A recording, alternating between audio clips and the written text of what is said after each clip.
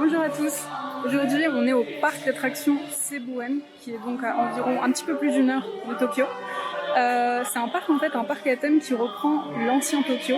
Donc vous avez des grandes rues commerçantes avec des décors et quelques parcs d'attractions.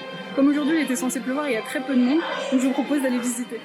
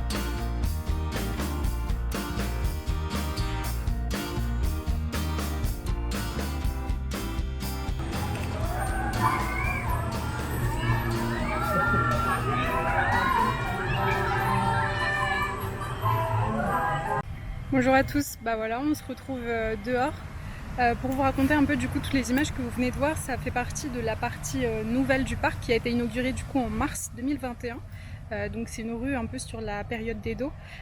Juste sur ce thème là il n'y a que ça. Le reste en fait c'est un parc familial assez basique avec des petites attractions un peu pour toute la famille et la grosse attraction Godzilla. C'est 4400 yens la place. Franchement ça vaut pas tellement le prix. Surtout que du coup là comme vous pouvez le voir je suis dehors parce qu'en fait ils m'ont demandé de partir. J'hallucine encore en fait.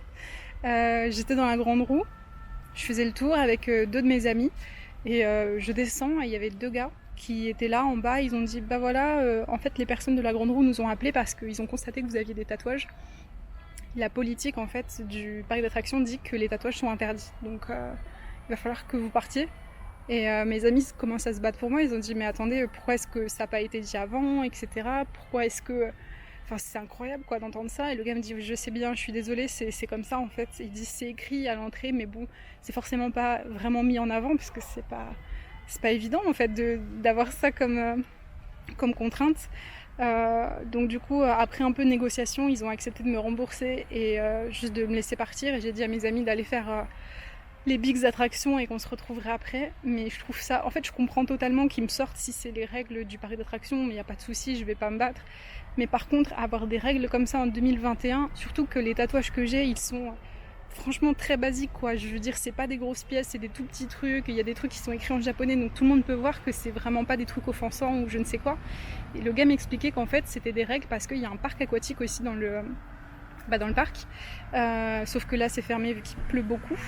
Normalement c'est ouvert l'été et c'est à cause de ça en fait qu'ils ont mis en place cette règle, sauf que là le parc aquatique est fermé, donc il n'y a vraiment rien en fait qui justifie le fait de ne pas avoir de tatouage. J'ai juste fait de la grande roue quoi, donc bon c'est un peu dommage, franchement je suis deg parce que je voulais trop aller dans ce parc depuis un moment et c'est sympa à l'intérieur, c'est mignon, mais surtout le fait d'avoir été contrainte de partir, je trouve ça un peu dommage. Donc j'ai pas envie de cracher sur le parc, hein. Si vous voulez y aller, allez-y, c'est sympa à faire, mais pour le prix déjà ça vaut pas trop le coup parce qu'en plus comme c'est pas très proche de Tokyo, il y a quand même une bonne heure et demie de route, enfin ça dépend d'où vous habitez, hein. Mais voilà, je trouve ça un peu dommage. En tout cas si vous avez des tatouages, couvrez-les, et que vous voulez venir, couvrez-les, mais bon c'est... du coup voilà, je vais attendre mes amis et puis je suis désolée pour la vidéo et puis on se retrouve la prochaine fois. Gros bisous.